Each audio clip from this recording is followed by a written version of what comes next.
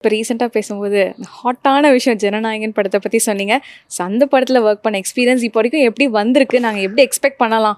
டெஃபினட்டாக இது ஒரு ஆடியன்ஸுக்கு ஒரு பெரிய ட்ரீட்டாக இருக்கும். End of the day it's எப்படி சொல்றது, ஒரு செலிப்ரேஷன் மாதிரி தான் இருக்க போகுது இந்த படம். ஏன்னா அவர் சார் ஆல்ரெடி அனௌன்ஸ் பண்ணிட்டாங்க, அதுக்கப்புறம் நடிக்கலன்னு. அது ஒரு பெரிய ஒரு சார் அது உண்மைதானா?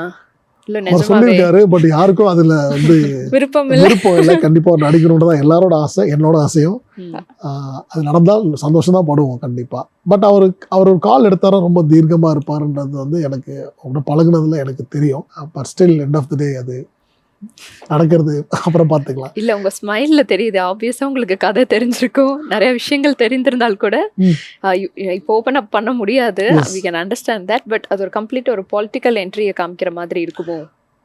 இல்லை, இது ஒரு அந்த ஜானரில் நான் பார்க்கல. ஏன்னா எனக்கு ஒரு ஃபேன்ஸுக்கு உண்டான ஒரு செலிப்ரேஷனாக இருக்கும்.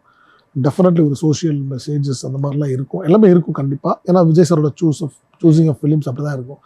ஸோ இந்த படம் லாஸ்ட் படம்ன்றதுனால அவரும் கரெக்டான படமாக அவங்களை சூஸ் பண்ணியிருக்காரு. டெஃபினட்டாக ஒரு ட்ரீட்டாக இருக்கும் எல்லாருக்கும். அதில் ஒன்றே மாற்றுக்கிறது இல்லை.